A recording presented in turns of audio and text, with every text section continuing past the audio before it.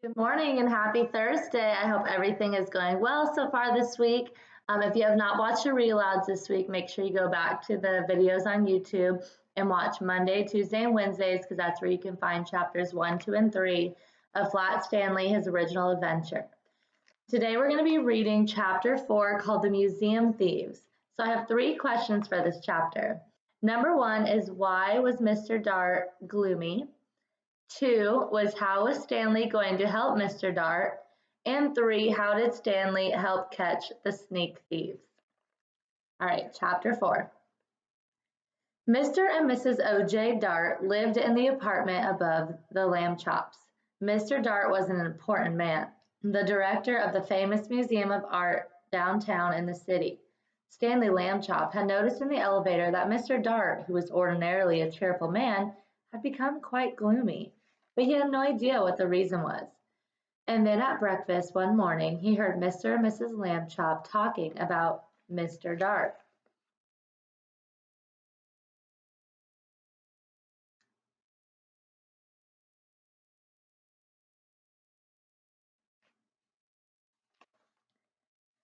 I see, said Mr. Lambchop, reading the paper over his coffee cup, that still another painting has been stolen from the famous museum. It says here that Mr. O.J. Dart, the director, is at his wit's end. Oh dear, are the police no help?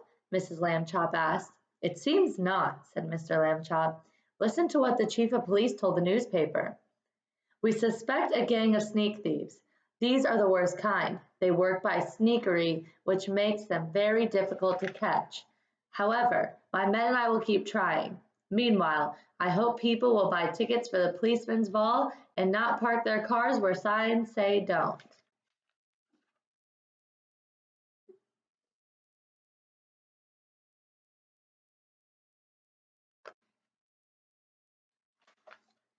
The next morning, Stanley Lambchop heard Mr. Dart talking to his wife in the elevator. These sneak thieves work at night, Mr. Dart said. It's very hard for our guards to stay awake when they have duty all day. And the famous museum is so big, we cannot guard every picture at the same time. I fear it is hopeless, hopeless, hopeless. Suddenly, as if an electric light bulb had lit up in the air above his head, giving out little shooting lines of excitement, Stanley Lambchop had an idea. He told it to Mr. Dart.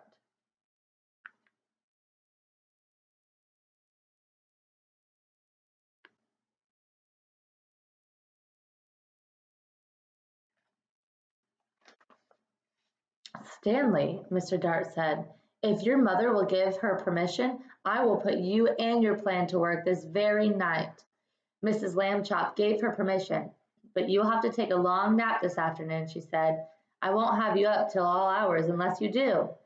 That evening, after a long nap, Stanley went with Mr. Dart to the famous museum.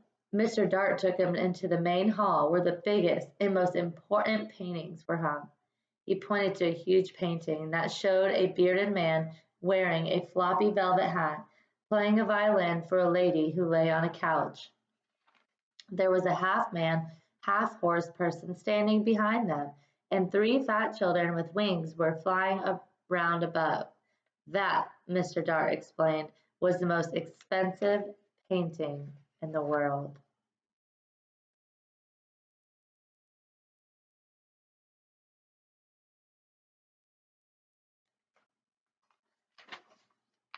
There was an empty picture frame on the opposite wall. We shall hear more about that later on. Mr. Dart took Stanley into his office and said, It is time for you to put on a disguise. I already thought of that, Stanley Lambchop said, and I brought one. My cowboy suit. It has a red bandana that I can tie over my face. Nobody will recognize me in a million years. No, Mr. Dart said. You will have to wear the disguise I have chosen. From a closet he took a white dress with a blue sash and a pair of shiny little pointed shoes, a wide straw hat with a blue band that matched the sash, and a wig and a stick. The wig was made of blonde hair, long and done in ringlets. The stick was curved at the top of it, too, and had a blue ribbon on it.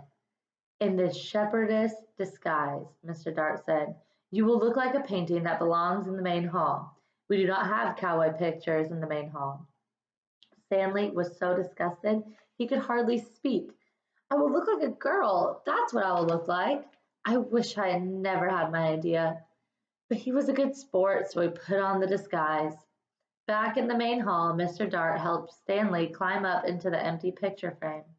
Stanley was able to stay in place because Mr. Dart had cleverly put 4 small spikes in the wall, one for each hand and foot. The frame was a perfect fit. Against the wall, Stanley looked just like the picture. Except for one thing, Mr. Dart said. Shepherdess are supposed to look happy. They smile at their sheep in the sky. You look fierce, not happy, Stanley.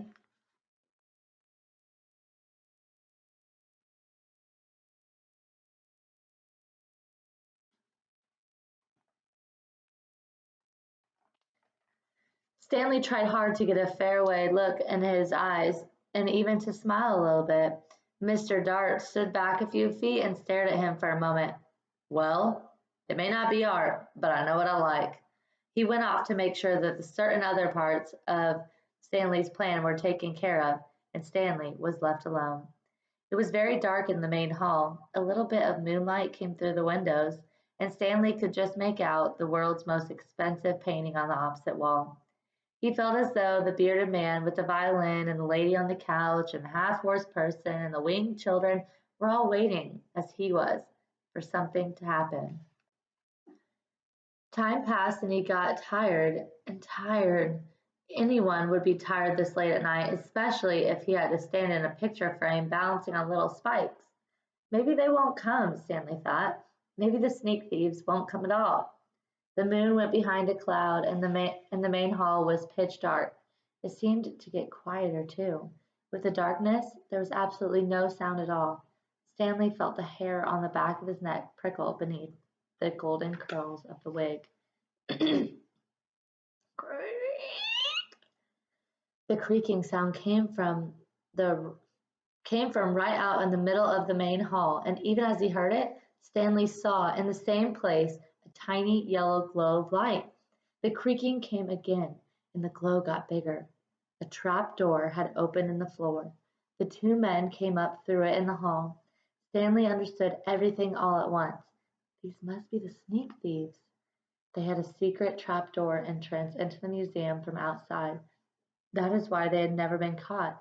And now, tonight, they were back to steal the most expensive painting in the world. He held very still in his picture frame and listened to the sneak thieves. This is it, Max, said the first one. This is where we art robbers pull a sensational job while the civilized community sleeps. Right, Luther, said the other man. In all this great city, there is no one to suspect us. Ha ha, thought Stanley Lambchop. That's what you think.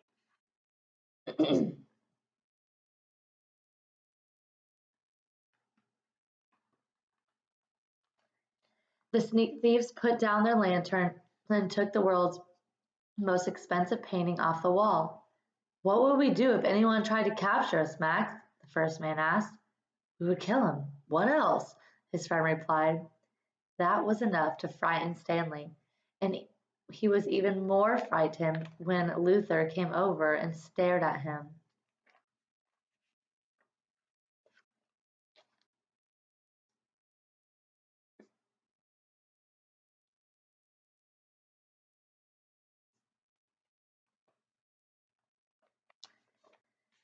This sheep girl, Luther said. I thought sheep girls were supposed to smile, Max. This one looks scared. Just in time, Stanley managed to get a faraway look in his eyes again and to smile. Sort of.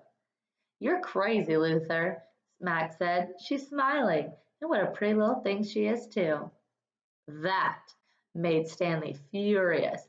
He waited until the sneak thieves had turned back to the world's most expensive painting, and he shouted in his loudest, most terrifying voice, Please, please, Mr. Dart, the sneak thieves are here!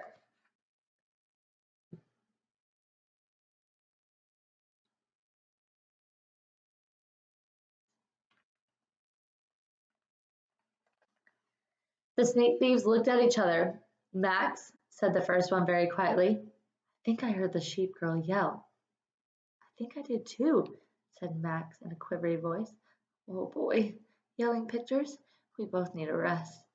You'll get a rest, all right, shouted Mr. Dart, rushing in with the chief of police and lots of guards and policemen behind him.